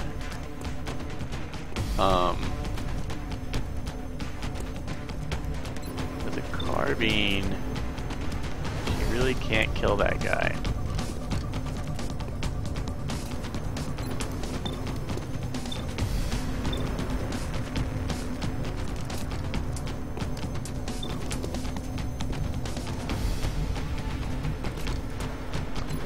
Play it safe. I'm gonna shoot this guy who could flank all of us. See? Shot wide. That's a shame. We should have a good shot from here against him. Gah. Drones.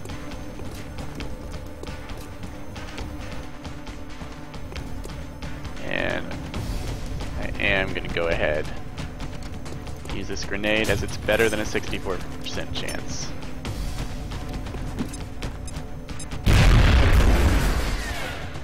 I need it dead because there are way too many enemies as is.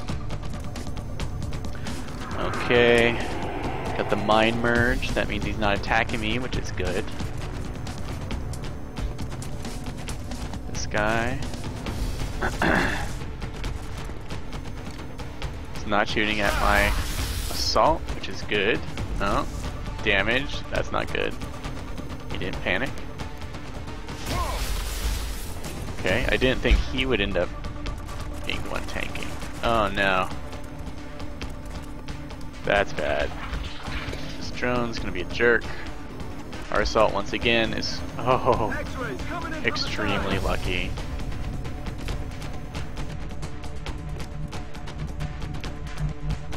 Alright, we were really lucky. There wasn't any panic. I meant to look at the. I usually like to look at the percentile rolls.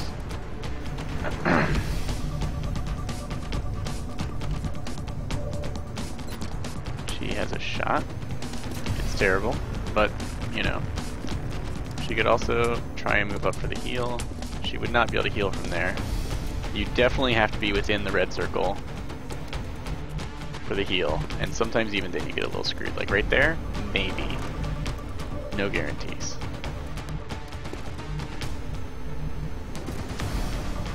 Now what I would really like to do is pull back.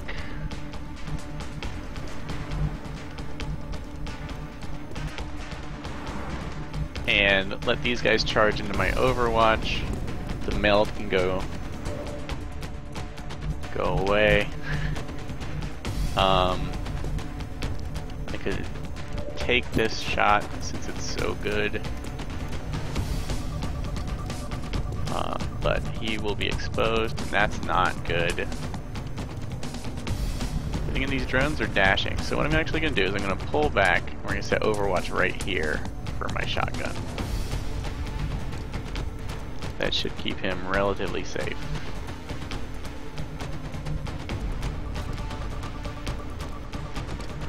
Where my high aim? Where can they be? That's affirmative.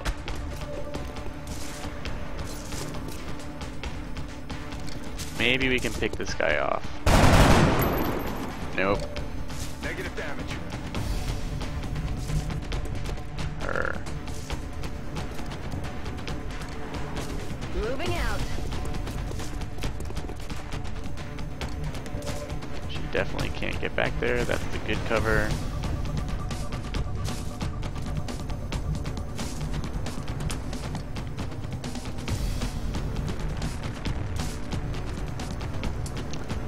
Gonna want her grenades. I'm on it, Commander. Her grenade at some point. Want to keep her safe.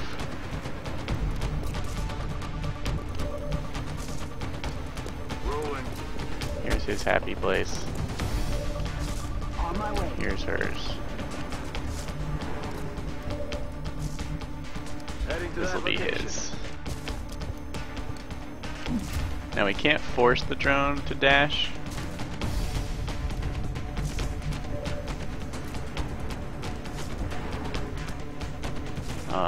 We will back her up because we don't want to expose her to the drone. I'm field, Commander. Roger, I've got eyes on But I would love if it just flew over the top of that building and we blew it out of the sky. And this way we limit how many of these guys can actually engage us. Sectoids. Didn't trigger Overwatch? That's a shame.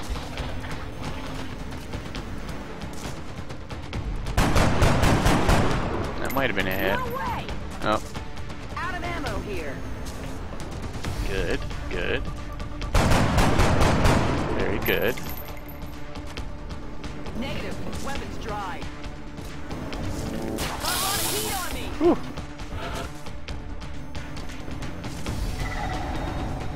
Nice try, nice try. It'll be great to bring the shotgun around and waste some of those guys when I get the chance. Could move them up, he could take out.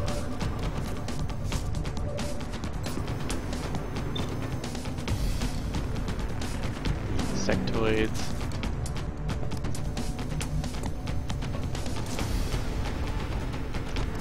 don't like that at all. See how this makes me go up on the roof? There could be Overwatch. There's plenty of enemies that I can't see.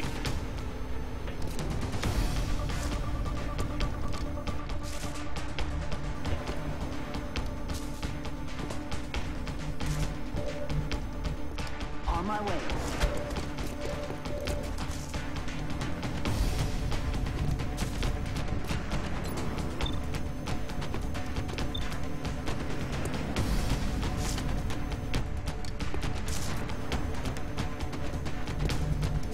Can I finally not go around the roof? No.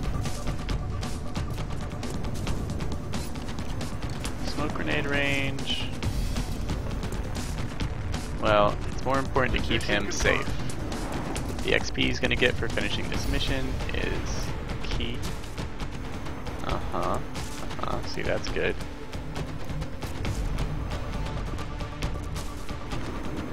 Moving out.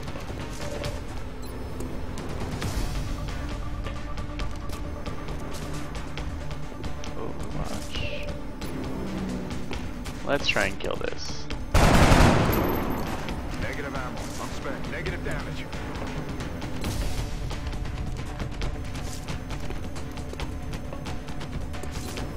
Alright, let's use the shotgun. Do not like to count on 68% hits, but now I can make the heal, but this character has a lot of health, 7, which is almost as much as our assault, and being able to move and shoot with her next turn would be more important than having this guy in the action. He will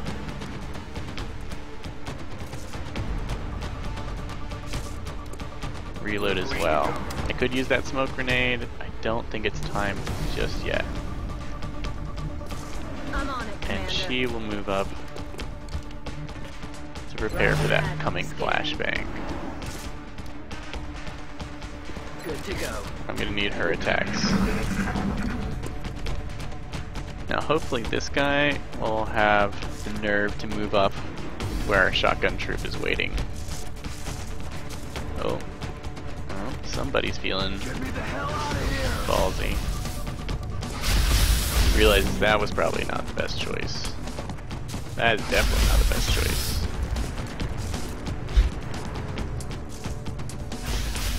Remember, hitting an enemy cancels their suppression. And our guys are not slouches. We could also just grenade him. And of course, she's got the flashbang, which will cancel suppression as well, I believe. He is out. Of course, pistols have serious range drop-off issues.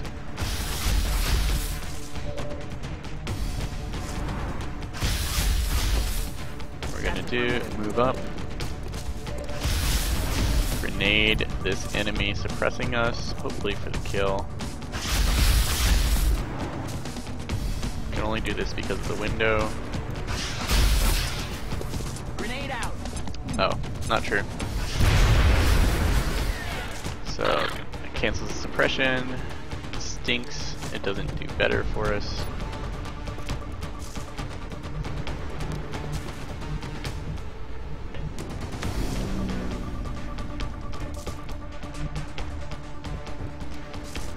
Her aim isn't great,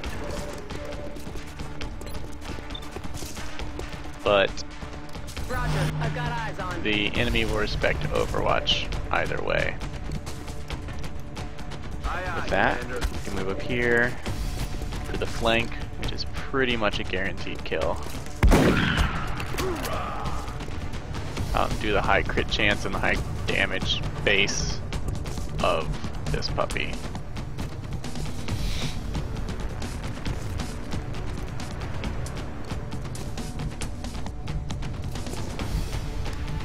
Can't quite flank this guy just yet. When I move her up, I can move up here, which is, oh, that probably is a flank actually. there are a lot of aliens to think of. Roger that. No one's particularly exposed. There's relatively few aliens on the field. If I move up here, I have far less chance of getting Overwatch shot. I can see what's up here. Possibly flashbang it if it's really bad. But I won't be able to take this shot. We will play it safe. On my way. Visual on the goods. Can just see that guy. Maybe we will make them nervous by just being there. The more they spread their forces and do stuff like this, the better off we are. Now that shot's better than any she would have had, because the Overwatch penalty is far in... Is it inferior? Yeah, I think the Overwatch penalty isn't as bad as the low profile bonus. Alright, we lost the meld, but we have not lost any of our valuable soldiers, and their experience points are what really matter. We do... One of them is threatening us with Overwatch.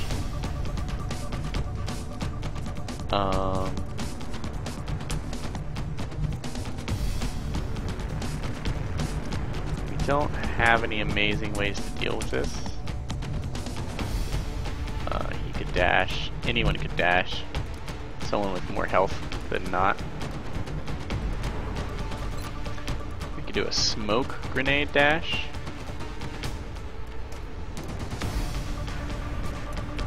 And that's what we're gonna do. Our assault is gonna dash through the smoke.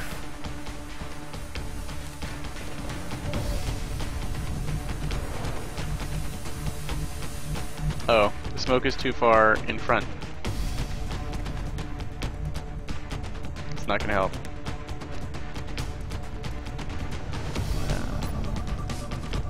We could flashbang.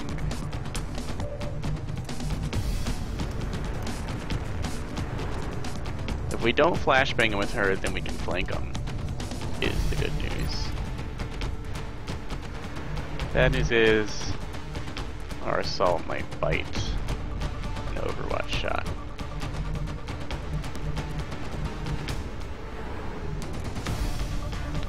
I can use someone else to tank it.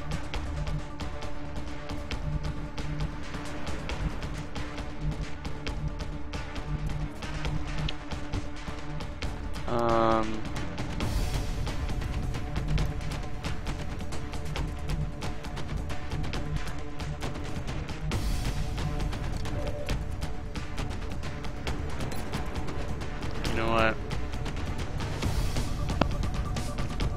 We're gonna play it safe, I think.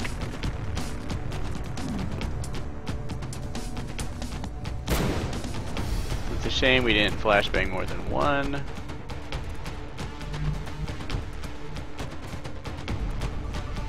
But this lets us blue move.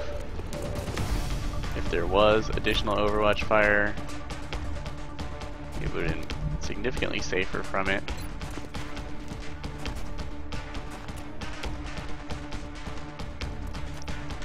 We can, because we're still in smoke, we'll have some cover.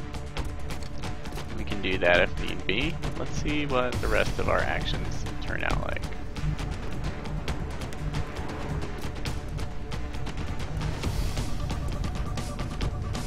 Being in the building isn't that much better than being outside of it. I'll take the shot because I have it.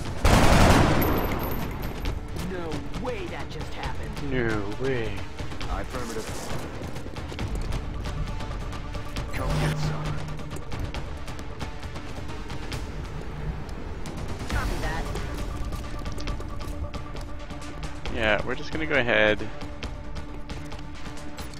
and use this. Don't move. You'll be It's worth a little XP to whoever uses a medkit. And here That guy's disoriented. I don't really need to waste a grenade on him. Let's get in this position where the only shots they can take at us will be horrible. Oh, excellent.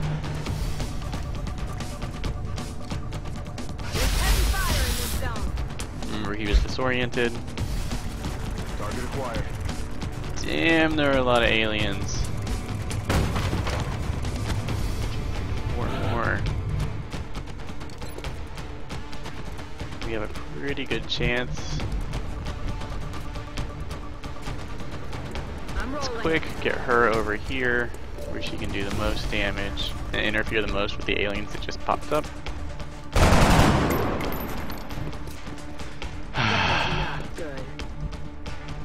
Keep killing me, not them.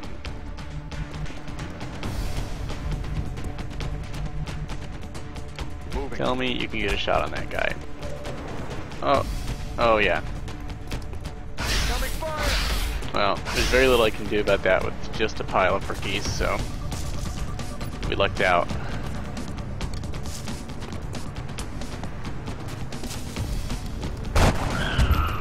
Beautiful. Beautiful. Okay.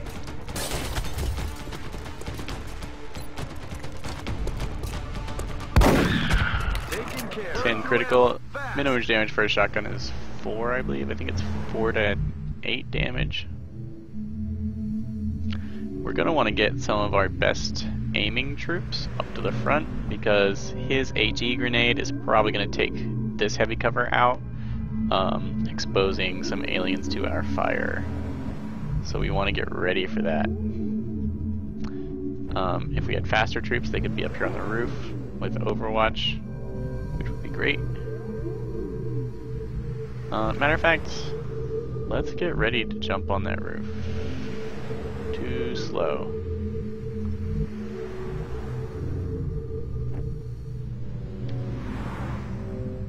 I think she's even slower. What about her? She seems kind of quick. Yeah, I think she can get up there. That's the plan. We will circle behind this building for safety.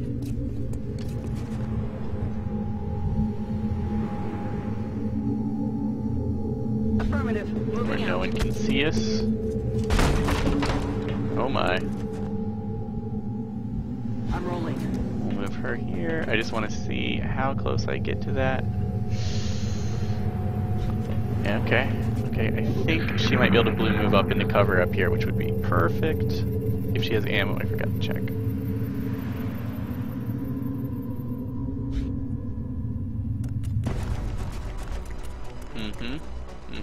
We're totally destroying those toilets. Ouch. Ouch, that was 5 damage. Fortunately,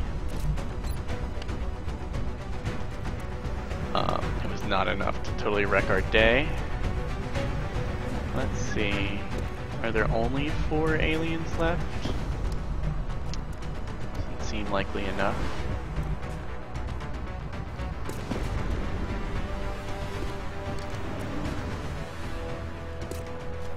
So I don't want him to get hit again as he's got loads of useful experience. And it looks like, yeah, that guy's really far away. I'm on the move. We're gonna step back. Good.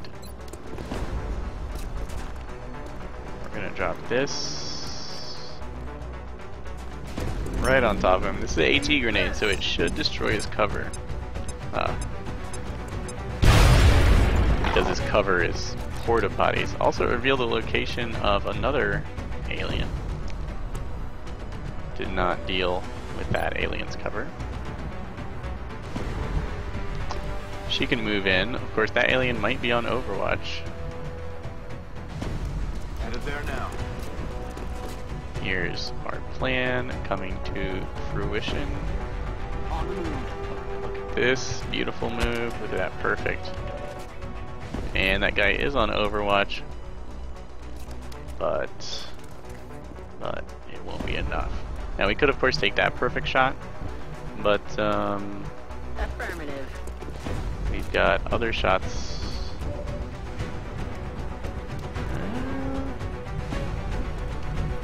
That's pretty good.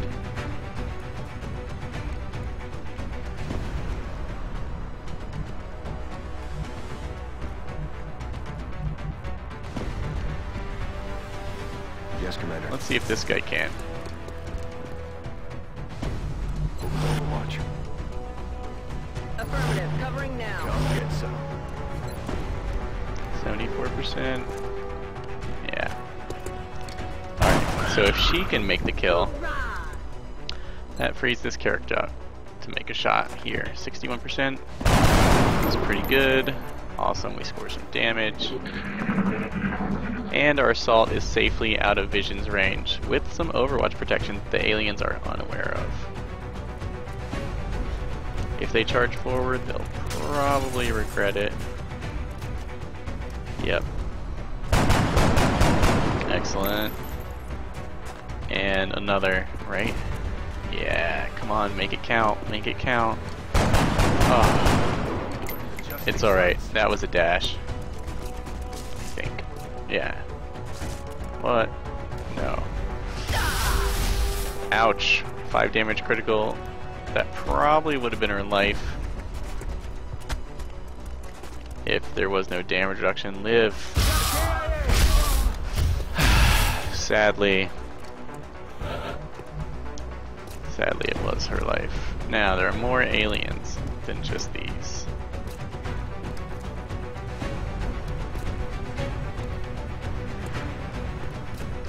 And those aliens could be on Overwatch.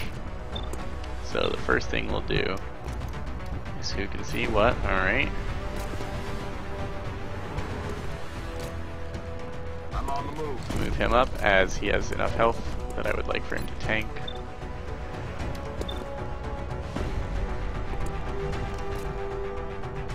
He can move even further up. And I prefer to risk someone else. Now we had our first death, that's a significant XP loss for us. Oh, we will take this shot. He's down. This gives us good opportunities to waste aliens without leaving the safety of our current line of sight. Taken care of. Negative damage. She's probably not going to trigger Overwatch. Doing this. She gets her second kill. And I feel pretty safe pushing him forward and going into Overwatch. Oh, he was so close. I feel like we could have Overwatch. Okay, he's got an AP grenade, which will deal with this guy if we can't kill him in any other way.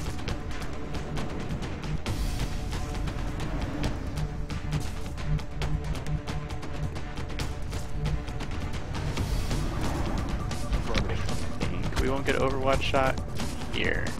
And we also won't get a chance to attack. It's good to reload.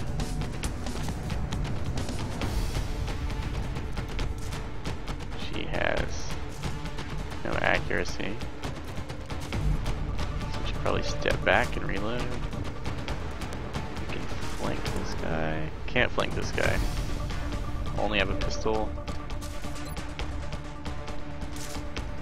Well,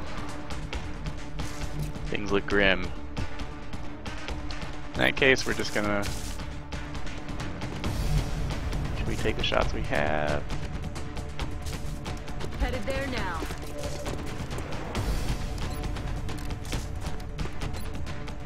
Yeah, maybe we can get lucky. She's already got plenty of kills, so we'll start with her pistol. There's very little chance that he can ace this guy by himself.